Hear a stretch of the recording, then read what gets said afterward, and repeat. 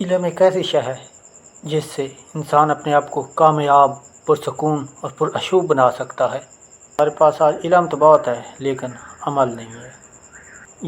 یہ علم اس گدھے کی مانند ہے جس پر کتابیں تلا دی جائیں لیکن سوائے بوجھ کے اس پر کوئی اثر نہیں ہوتا۔ اللہ تعالی ہم سب کو علم پر عمل کرنے کی توفیق عطا فرمائے۔ پاک نے فرمایا کہ معراج کی رات میں ایسے لوگوں کے پاس سے گزرا جن کے ہونٹ آگ کی کینچی سے کاٹے جا رہے تھے۔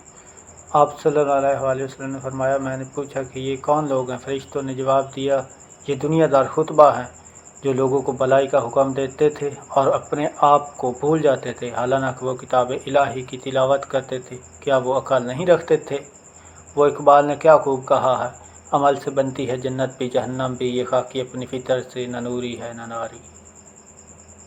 اسی حوالے سے قرآن پاک میں مختلف آیات مبارکہ ملتی ہیں، احادیث مبارکہ ملتی ہیں۔ حضرت انس بن مالک سے روایت ہے کہ نبی پاک صلی اللہ علیہ وآلہ وسلم معراج کی رات میں ایسے لوگوں کے پاس سے گزرے جن کے ہونٹ آگ کی کینچیوں سے کاٹے جا رہے تھے۔ آپ صلی اللہ علیہ وآلہ وسلم نے فرمایا کہ میں نے پوچھا، یہ کون لوگ ہیں؟ تو فرشتوں نے جواب دیا کہ یہ دنیا دار خطبہ ہیں جو لوگوں کو بھلائی کا حکم دیتے تھے اور اپنے آپ کو بھول جاتے تھے، حالانکہ وہ کتاب الہی کی تلاوت کرتے تھے۔ کیا وہ عقل نہیں رکھتے تھے؟